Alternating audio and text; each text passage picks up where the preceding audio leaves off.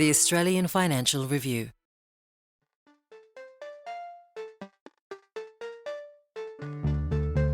It was because I didn't want to say that I wasn't a performer anymore. My ego didn't want to say that I was no longer in that industry. And it was because I felt like I was a failure.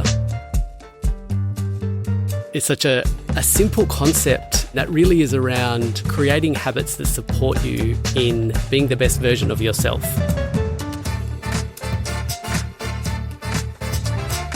Hi, I'm Sally Patton, editor of Boss from the Australian Financial Review, and welcome to 15 Minutes with the Boss, a podcast about success and failure and everything in between. And along the way, we're hoping to get some great advice from our leaders. My guest today is Trevor Holland, the Managing Director of Lululemon in Australia and New Zealand. Hi, Trevor, how are you? Great, thanks, Sally. How are you? Very well, and thank you so much for coming into our Melbourne studio. Great to be here. Trevor, as I said, you're the MD of Lululemon in Australia and New Zealand, Lululemon being an athletic clothing retailer, but I must admit I still think of you as a retailer of fantastic yoga pants and tops. The company is headquartered in Vancouver in Canada. In Australia and New Zealand, you have 41 stores, and globally there are now around 760 stores. In Australia, I believe you've got about 1,300 employees. And in terms of merchandise, I believe you're moving into outfits that can be worn both during exercise and casually as well. So are you a bit of a yoga fiend yourself? Do you get up and do yoga in the mornings? I am. Not a consistent practice, but I do practice yoga. I find every time I do a yoga class, I'm reminded of how much it actually supports me mentally, how it frees my mind and how it really grounds me. I must admit, I'm always reminded about how much it hurts. But still. So, Trevor, we've only got 15 minutes. Let's start the clock right now. My first question is about your morning routine. What time do you get up? What happens? Are you a coffee drinker? I'm absolutely a coffee drinker. My alarm goes off around 5:45, and about 4 times a week I have a consistent workout that I like to do. The other mornings I really listen to what my body needs.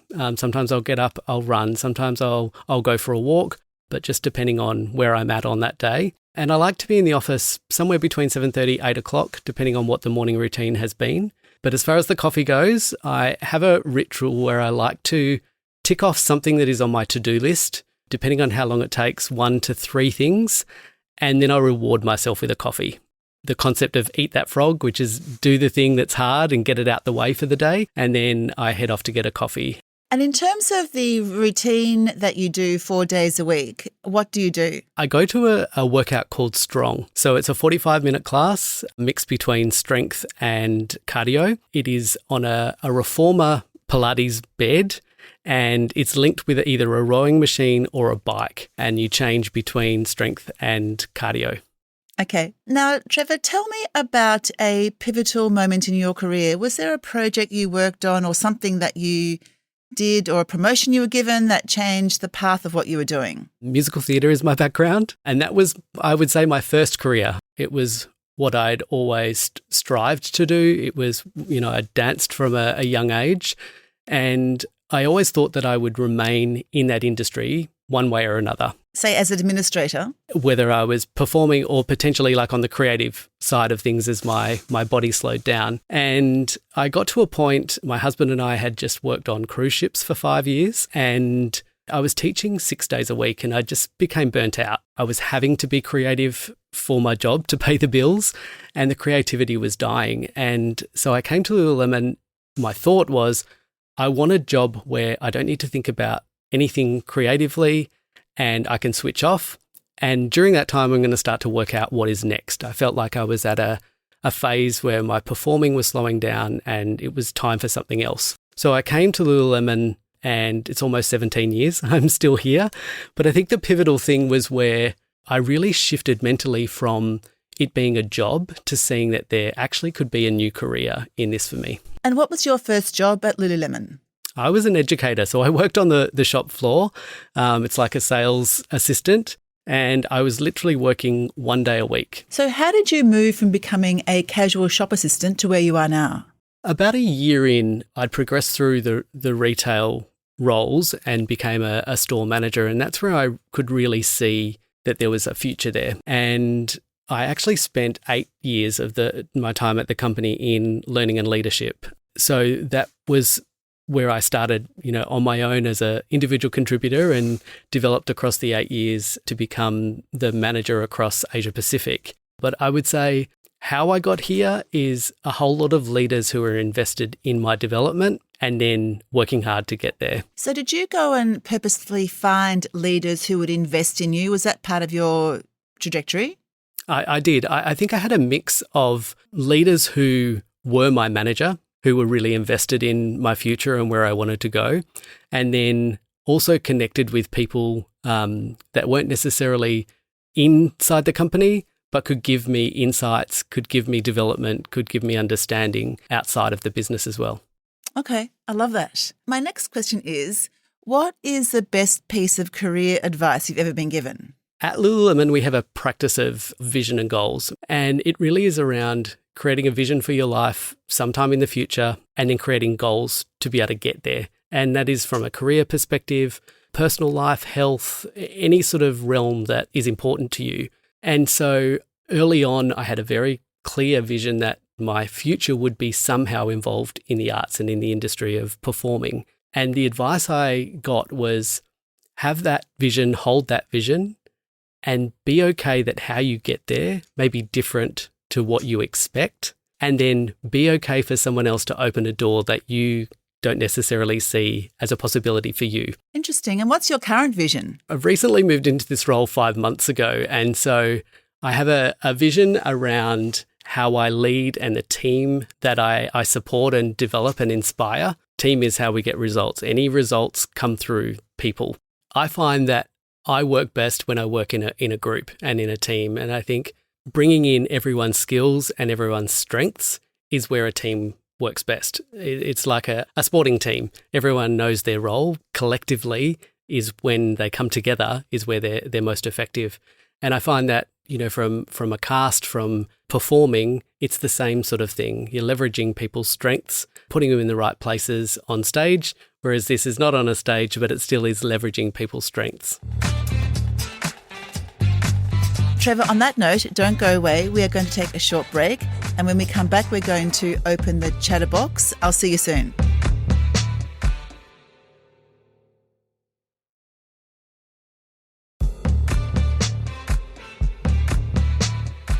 Welcome back to 15 Minutes with the Boss. I'm here with Trevor Holland, the Managing Director of Lululemon in Australia and New Zealand.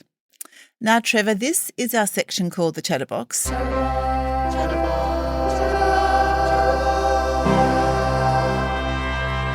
Normally, I would ask you to pick out questions from the box, which today has got about 15 questions in it. But because you're in Melbourne and I'm not, you're going to have to trust me to pick out questions on your behalf. Sorry about that. Are you ready for me to start fishing on your behalf? I sure am. Okay, let's go. Here we are. If you could swap jobs with somebody else for a week, who would it be and why? Or what type of job would you step into? I always saw myself stepping into a creative role, whether that was a resident choreographer, a resident director of a musical. That's where I thought my path would go. And I stepped into Lululemon before I stepped down that path.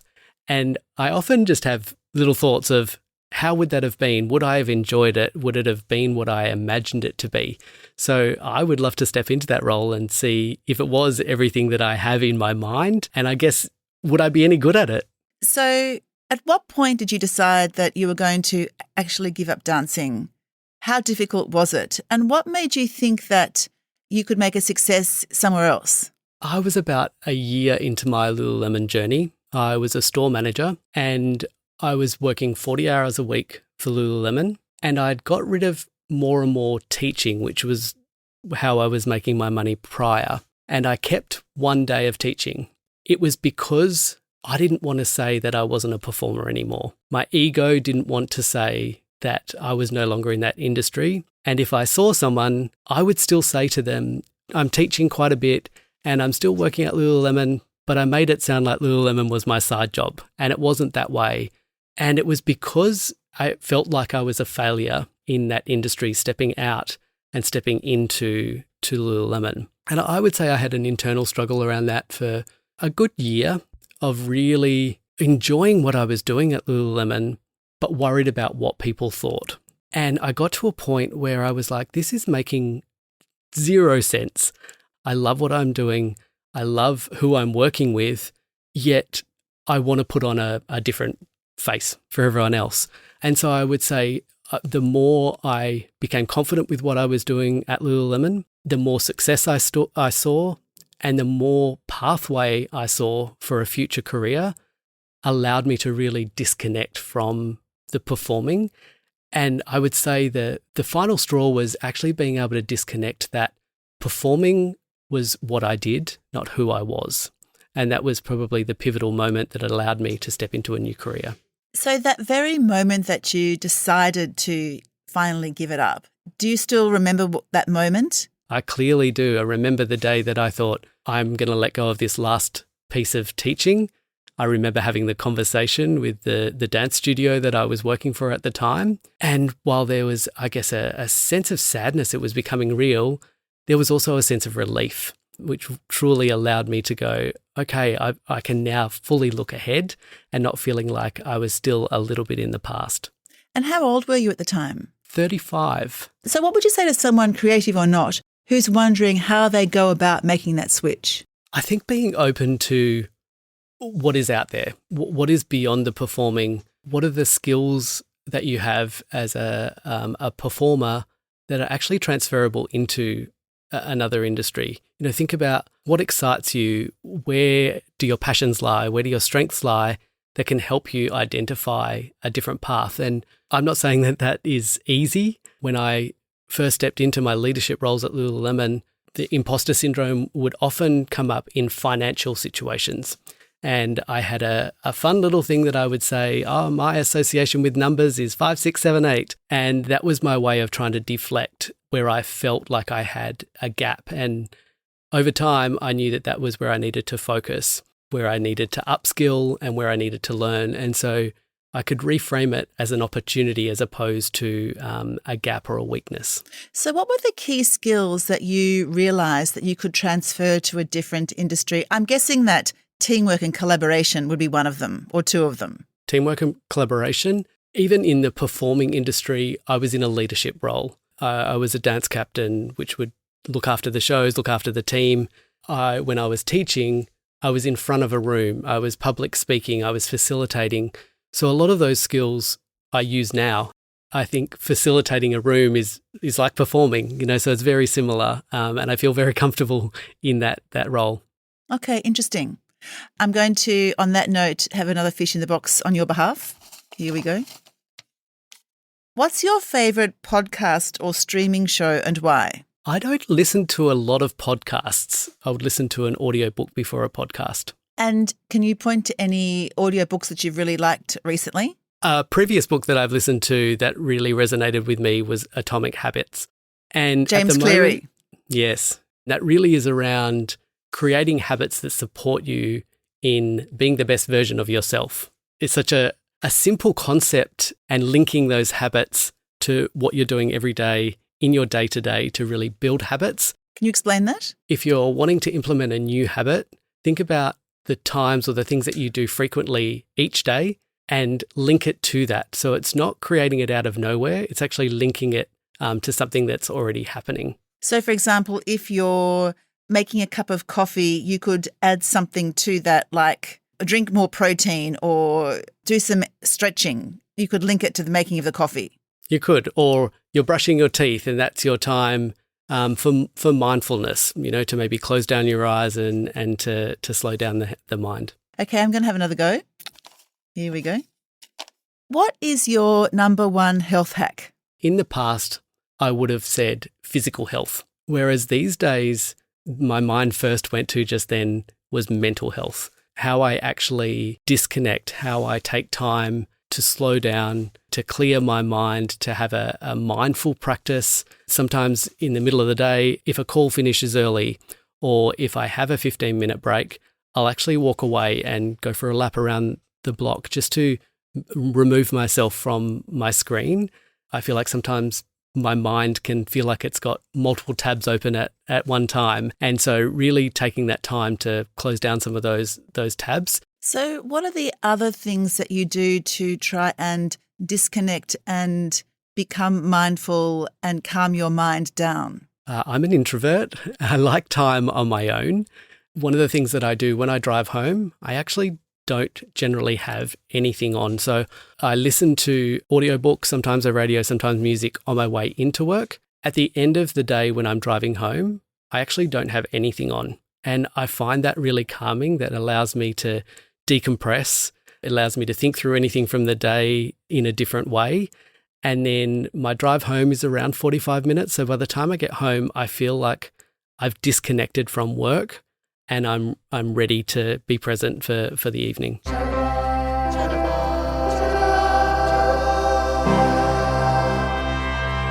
On that note, you have passed the Chatterbox section.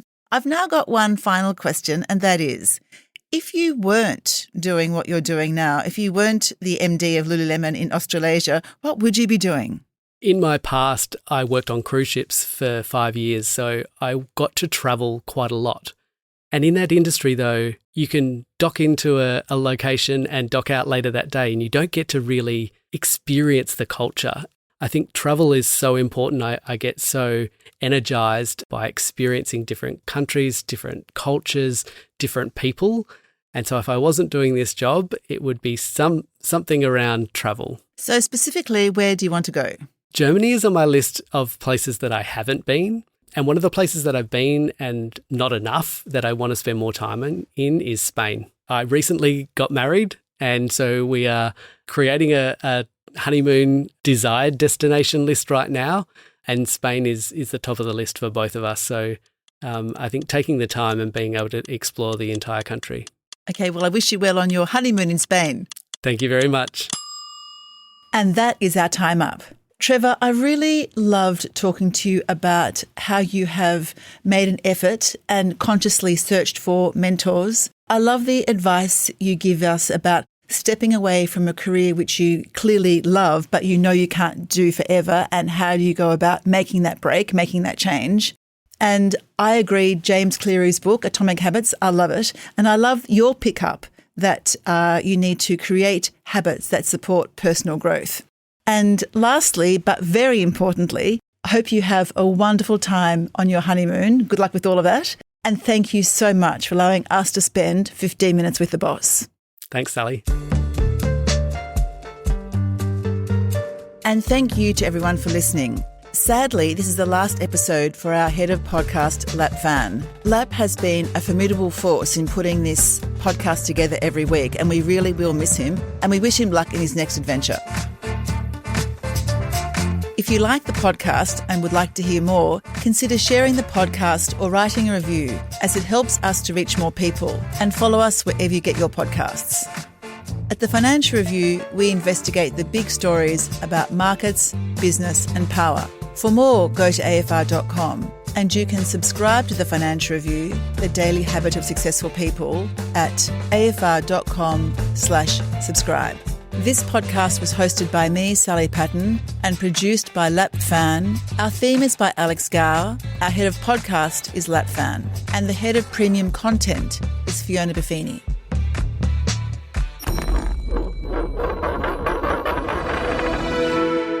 The Australian Financial Review.